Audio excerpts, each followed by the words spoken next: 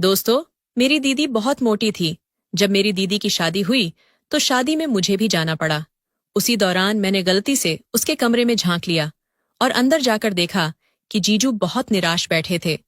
उसी वक्त हमारी नजरें मिली और जैसे ही मैं वहां से बाहर निकली, जीजू मेरे पीछे पीछे आ गए। फिर जीजू ने कहा, तेरी दीदी का बदन इतना मोटा है कि मैं जल्दी ही उससे थक गया। अब उसके बदले तुम मेरी सेवा करो। जीजू ने पूरी रात मुझे पत्नी की तरह सेज पर लगातार 4 बार। मैं तो सिर्फ अपनी दीदी के शादी के तौर पर आई थी, लेकिन मुझे इसकी इतनी बड़ी कीमत चुकानी पड़ी। और यह सब मैं इस कहानी में बताने वाली हूँ। नमस्ते दोस्तों, आज की इस कहानी में आपका स्वागत है। दोस्तों, मेरा नाम रेखा है और मेरी दीदी का नाम कृतिका है। दीदी मुझसे 4 साल बड़ी है। जब वह 21 साल की हुई उसकी शादी हो गई। दीदी की शादी में ही मैं उसकी घर आई थी। दीदी की विदाई के समय मेरी सौतेली माँ ने मुझे मेरे कपड़ों से भरा एक बैग दिया। उसने मुझसे कहा कि कृतिका के साथ किसी को 7 दिन के लिए उसके साथ जाना है। मैं चाहती थी कि तुम अपनी दीदी के साथ चलो, क्योंकि वह तुमको जीजू के साथ आने को कह रही है। माँ की बात सुनकर मैंने अपना बैग लिया और जीजू की कार में रख दिया। जब मैं दीदी के साथ बैठने की कोशिश की तो जीजू ने ताड़ते हुए देखा। मैंने बगल की सीट पर बैठ गई और हम दीदी के ससुराल आ गए। दीदी की सास ने उनका बहुत धूमधाम से स्वागत किया। दीदी की शादी के 5 दिन बाद उनकी सास अपने घर चली गई।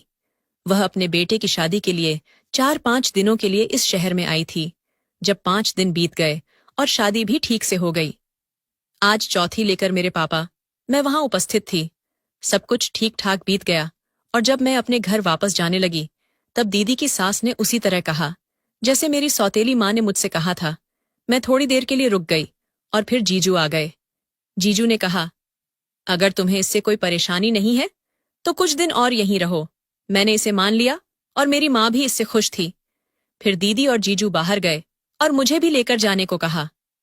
मैंने उनकी जोड़ी देखी। जीजू का शरीर साधारण था और दीदी भारी थी। रात को दीदी ने मेरे हाथ में खाने का पार्सल दिया, लेकिन मुझे भूख नहीं लगी थी। मैंने उसे रसोई में रख दिया और अपने कमरे में चली गई। फिर मुझे दीदी के कमरे से अजीब सी आवाजें सुनाई दी। मुझे उत्सुकता होने लगी और मैंने वहां जाकर दीदी के कमरे में झांका। मैंने दीदी के कमरे में देखा जहां जीजू ने दीदी को प्यार से पकड़ा हुआ था, लेकिन दीदी खर्राटे लेती हुई सो गई थी। मुझे ऐसा लगा कि जैसे जीजू अकेले ही उसकी ओर हाथ बढ़ा रहे हों। मुझे उन पर थोड़ा अफसोस भी हुआ, क्योंकि शायद जीजू को दीदी से वह सब कुछ नहीं मिल रहा था जो उसे चाहिए था। मुझे अब यह सब देखकर चुपचाप अपने कमरे में जाना चाहिए था। अगले दिन रात को मैंने फिर से उन्हें देखा। अब भी दीदी गहरी नींद में सो रही थी और जीजू उसके बिस्तर पर बैठे थे। मुझे उनके चेहरे पर हताशा की झलक नजर आई। तभी जीजू ने मेरे दिशा की ओर देखा और हमारी आंखें मिल गईं। मुझे शर्मिंदा महसूस हुआ कि मैंने उन्हें देखा। मैं तुरंत अपने कमरे में चली गई और दरवाजा बंद किया। अगले सुबह जब मैं अपने कमरे से बाहर निकली तो दीदी ने मुझे रोका। उन्होंने मुझे मना कर लिया कि मुझे 1 हफ्ते के लिए घर जाना ही पड़ेगा, क्योंकि मेरी परीक्षा होने वाली है। मैंने परीक्षा की बात की और उन्होंने मुझे रोक नहीं पाया। घर जाने के बाद मैंने अपनी पढ़ाई में ध्यान दिया। परीक्षा के दिनों में से कुछ दिन बचे थे और तभी मुझे जीजू का फोन आया। जीजू को मेरी तत्काल आवश्यकता थी और उन्होंने मुझे अपने घर पर बुलाया। जीजू ने कहा कि तुम्हारी दीदी की बहुत याद आ रही है। उन्होंने कहा कि दीदी हर वक्त रोती रहती है और मुझे बुलवाने को कहती है। मुझे उनकी बात सुनकर तुरंत दीदी के घर चली गई। मैं अपनी बहन से बहुत प्यार करती थी। जब से मैं उनके घर आई, वहां का माहौल बहुत शांत था। एक रात मैंने मजाक में अपने जीजू के गले में हाथ डाल दिया, ये सोचते हुए कि दीदी थोड़ा नाराज हो जाएंगी और माहौल हल्का हो जाएगा। पर उसकी बजाय उन्होंने मुझे उदासीपूर्ण नजरों से देखा और रसोई में चली गई। मेरे कमरे में धुआं आने लगी। तब मैंने बाहर जाकर देखा कि जीजू बाहर कुर्सी पर बैठे सिगरेट पी रहे हैं। मैंने उनके पास जाकर उनकी सिगरेट छीन ली और पूछा, सब ठीक है ना, जीजू? उन्होंने कोई जवाब नहीं दिया और मेरा हाथ पकड़ लिया। उन्होंने मुझे अपने कमरे में ले जाकर कुछ दिखाने की कोशिश की। फिर हम बाहर आए और उन्होंने कहा, मेरी शादी तो अभी हुई है, लेकिन मेरी पत्नी दिन रात सोती रहती है। मैंने उन्हें कुछ सर्च करने का सुझाव दिया और हमने इंटरनेट पर देखा कि पत्नी को कैसे इम्प्रेस किया जाए। उन्होंने मेरी सहायता से दीदी के लिए नए कपड़े खरीदे और वह उन्हें बहुत प्यार से ले आए। मुझे भी कुछ नया लाकर दिखाया, जैसे कि वे उनकी पत्नी को इम्प्रेस करना चाहते थे। मुझे ऐसा लगा कि वे मुझे ही इम्प्रेस कर रहे हैं। मुझे और जीजू के बीच में एक छोटी सी बहस हो गई थी। मैंने माता पिता को उसके बारे में नहीं बताया और दीदी ने भी घर पर कुछ नहीं कहा। बीते कुछ दिनों से उनकी लड़ाई जारी थी। फिर एक दिन जीजू के घर पर मेरी दीदी की उम्र की एक लड़की आई। वह बहुत ही सुंदर थी और उसने दोनों को समझाया। उसके आने के बाद दोनों की बहस में कमी आई। मैंने दीदी से पूछा, वो लड़की कौन थी? तो उसने बताया कि वह जीजू की बहन है। कुछ दिन पहले जब मैं नहीं थी, उनके बीच भी एक झगड़ा हुआ था और वह उनकी मदद करने आई थी। उसके आने के बाद से झगड़ा कम हो गया था, लेकिन अभी भी ठीक से सुलझा नहीं था। अगले दिन जब जीजू वापस आए, उन्होंने दीदी से कहा कि पीठ मालिश कर दे, क्योंकि उन्हें चोट लग गई थी। दीदी ने उन पर ध्यान नहीं दिया, बल्कि मोबाइल में डूबी रही। मैंने जीजू को मालिश की, तब उन्होंने मुझे तारीफ दी और कहा कि मेरी बहन और मुझ में बहुत अंतर है। उसके बाद जीजू की नौकरी घर पर हो गई थी और अगले दिन जब मैं नहाने गई थी तो अचानक नल में पानी आना बंद हो गया। मैं दीदी को बुलाने लगी, लेकिन उसका ध्यान सिर्फ मोबाइल में था। मैंने दरवाज़ा खटखटाया और जब दरवाज़ा खुला छोड़ दिया, मैंने दीदी से कहा, आप अंदर आ सकती हैं? मैं उस समय उनके पति जीजू से अप्रत्याशित रूप से मिली। मैं चारों ओर से लपेटी हुई तौलिया बांधी थी। मैंने चालाकी से कहा, पानी नहीं आ रहा है? जीजू ने तुरंत एक बाल्टी पानी लेने के लिए नल से बाहर गए। मैंने जल्दी से स्नान करके बाथरूम से बाहर आई, लेकिन दीदी को कहीं भी नहीं देखा। मैंने जीजू से पूछा कि दीदी कहाँ है? उन्होंने जवाब दिया, तुम्हारी बहन इंटरव्यू के लिए गई है। मैं उस रात को इस बारे में कुछ नहीं बताया गया था। मुझे यह नहीं पता था कि मेरी दीदी ऐसा क्यों कर रही है। शाम को दीदी घर आई और मैंने उनसे पूछा कि वे पहले क्यों नहीं बताई कि वे इंटरव्यू के लिए जा रही हैं। उन्होंने कहा, तुम्हारी उम्र नहीं है कि मैं तुम्हें सब बताऊं। ये मेरा घर है, मैं वही करूंगी जो मैं चाहती हूं। मुझे उनकी बातों पर गुस्सा आया और मैंने कहा, अब आपको नौकरी ढूंढने की जरूरत नहीं है। आपकी असली जरूरत आपके घर में है। आप बिना किसी वजह के अनचाहे काम करती हैं। उन्होंने मुझसे कहा, लगता है तुम्हें मुझसे ज्यादा मेरे पति का ख्याल है, तो फिर तुम ही उसका ख्याल रखो। वे बहुत उत्साहित थीं और मुझे उनकी बातों पर गुस्सा आया। वे यह कहकर अपने कमरे में चली गईं कि मुझे नहीं जाना है। जब हमारे बीच बहस हुई, तब जीजू घर पर नहीं थे। मैं रोने लगी और अपने कमरे में चली गई। जीजू ने मुझे रोते हुए देखा और कहा, रेखा, अब तुम्हें क्या हुआ? मैंने उनसे कहा, मेरी बहन बहुत गुस्से में है। उन्हें अपनी छोटी बहन की उसकी चिंता नहीं थी। वह मुझसे कुछ नहीं कहते हुए अपने कमरे में चले गए। जीजू ने समझाते हुए कहा, तुम कृतिका की बातों पर ध्यान मत दो। वह अब मेरे साथ भी ऐसा व्यवहार करने लगी है। उसे अब अकेला छोड़ दो। तुम्हें मेरे लिए इस घर में रहना होगा। जीजू ने मेरे आंसू पोंछे और मुझे गले लगा लिया। उनके गले लगने के बाद मुझे कुछ और ही महसूस होने लगा। उसके बाद मैं पूरी रात प्यार भरे गाने मनीष रही और मेरे मोबाइल में सभी कपल्स की रील्स आ रही थीं। उन रीलों का मेरे मन पर और भी अधिक प्रभाव पड़ा। मैं पूरी रात जीजू के बारे में सोचती रही। अगली सुबह मैंने देखा कि दीदी गुस्से में अपने ऑफिस के लिए निकल रही थीं।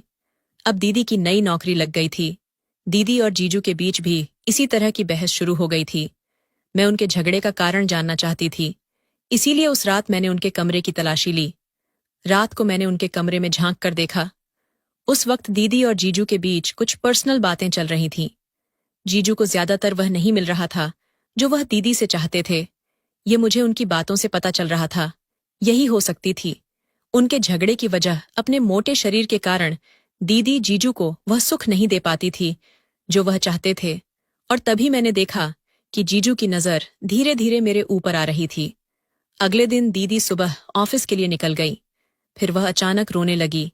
दीदी की तबीयत बिगड़ती देख जीजू ने तुरंत डॉक्टर को घर पर बुलाया। जब डॉक्टर ने उनकी चेकअप की तो पता चला कि दीदी प्रेग्नेंट है। दीदी और जीजू माता पिता बनने वाले थे। उस खुशी के मौके पर जीजू के चेहरे पर खुशी भी थी और चिंता भी। दीदी बहुत खुश थी। उसे अब आराम की जरूरत थी, लेकिन फिर भी उन्होंने अपनी नौकरी पर जाना नहीं छोड़ा।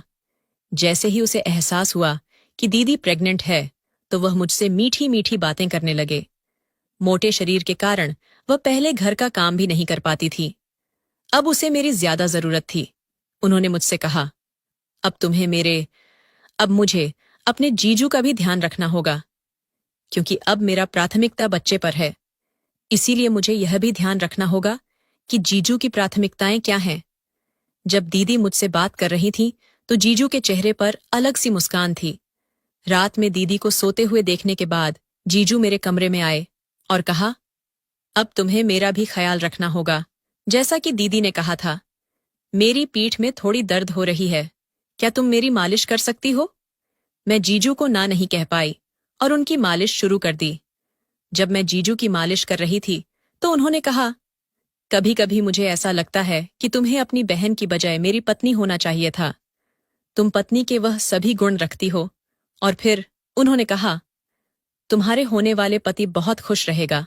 मैं पहले उन पर गुस्सा होने की कोशिश कर रही थी, लेकिन उनके बात सुनकर मुझे अच्छा लगा। मेरे चेहरे पर मुस्कान थी और मैं हमेशा मैंने मोबाइल में यार की रीलें देखने की आदत डाली थी।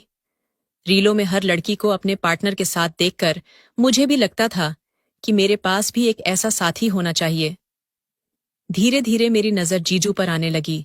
यह नजरिया बदलना रीलों की वजह से ही था। एक दिन मैंने जीजू को 1 घंटे तक पीठ की मालिश करते हुए देखा।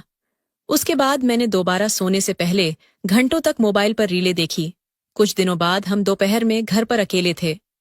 मैं आसानी से जीजू के कमरे में चली गई। वहां हम बहुत खुलकर बातें करने लगे। फिर मैंने बिना शर्म के ही पूछ लिया, जीजू, आपके और दीदी के बीच सब ठीक है? उसके चेहरे पर एक अजीब सा व्यक्त हुआ। उसने कहा, मैं तुम्हारी बहन का मेरी तबीयत खराब होने के कारण मैं उस दिन बेहद उदास थी। अब मुझे बात को लेकर कोई शर्म नहीं थी कि मैं उसे सच्चाई बताऊं। मोबाइल फोन उठाने के लिए जब मैं नीचे झुकी तो मेरी दुपट्टा फिसलकर गिर गई। मेरे जीजू ने उठाया और मुझे उड़ाने लगे, लेकिन हमारी नजरें अलग थीं। मैंने उनसे 1 गिलास पानी मांगा। वे लाए, लेकिन मुझे अपने हाथों से पानी पिलाने लगे और मेरे शरीर पर पानी गिरा दिया। फिर उनकी किस्मत भी उन पर बहुत मेहरबान हो गई। कुछ देर बाद वे मेरे बहुत करीब आ गए और कहने लगे, साली भी आधी घरवाली होती है। मैंने उत्तर दिया, मुझे अपने पति की होना चाहिए। जीजू ने मुस्कुराया और कहा, मैं हमेशा से तुम्हें यह अधिकार देना चाहता था, लेकिन मैंने तब तुम्हारे मन की बातें नहीं जानी थीं। मैंने कहा, मैं आपको वह अधिकार दूंगी जो आप चाहते हैं। उन्होंने मुझे अपने कंधे पर रखा और बिस्तर पर बैठा लिया। घर में कोई नहीं था, इसीलिए दरवाजा बंद नहीं किया गया।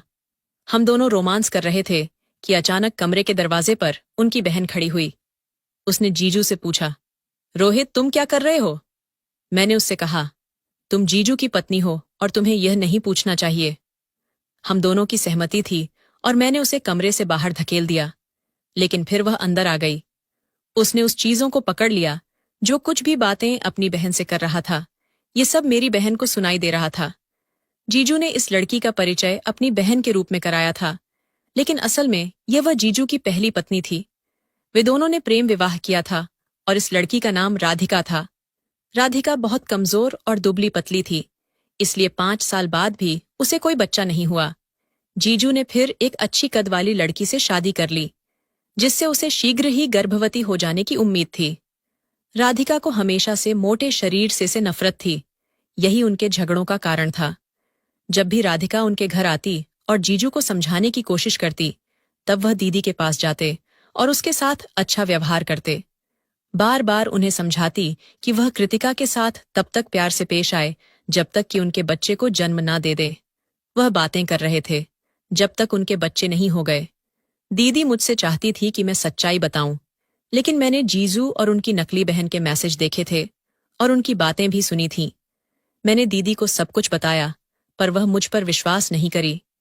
तब मुझे जीजू के साथ रिश्ता बनाना पड़ा, भले ही मैं नहीं चाहती थी। एक दिन मैंने जीजू को पानी लाने भेजा और अपनी बहन को और राधिका को वीडियो कॉल किया। मैंने उन्हें सब दिखाया जो हो रहा था और राधिका भागते हुए यहां तक पहुंची। फिर दीदी ने मुझसे कहा, रेखा, मैंने तुम्हें गलत समझा था। आपकी कहानी को मैं समझ लिया, लेकिन मैंने नहीं जाना था कि आप इसे मेरे लिए कर रहे हैं। आज आपकी वजह से मेरी जिंदगी बच गई। मेरी दीदी ने अपने पति और राधिका पर एफआईआर दर्ज किया। उसके बाद पुलिस ने उन्हें गिरफ्तार किया। 4 महीने बाद मेरी दीदी के बच्चे को जन्म दिया और जब वह 7 महीने का हुआ तो उसके लिए एक अच्छा रिश्ता आया। वह पहले से ही शादीशुदा था, लेकिन उसकी पत्नी अब नहीं थी। उसके बाद दीदी ने अपने आने वाले पति के साथ अच्छी तरह समझौता किया। उसके पति ने उसके बेटे को भी स्वीकार किया। जो व्यक्ति हमें वैसा ही स्वीकार करता है जैसा हम हैं। यह एक सच्ची कहानी है जहां प्यार सच्चा होता है। तो दोस्तों, आपको यह कहानी कैसी लगी कमेंट करके जरूर बताएं। अगर आपको यह कहानी पसंद आई हो तो इसे लाइक करें और अपने दोस्तों के साथ शेयर करें। आगे भी ऐसी ही रोमांचक कहानियों के लिए हमारे चैनल को सब्सक्राइब करें और बेल आइकन दबाना ना भूलें ताकि आप हमारी कोई भी कहानी मिस ना करें। धन्यवाद।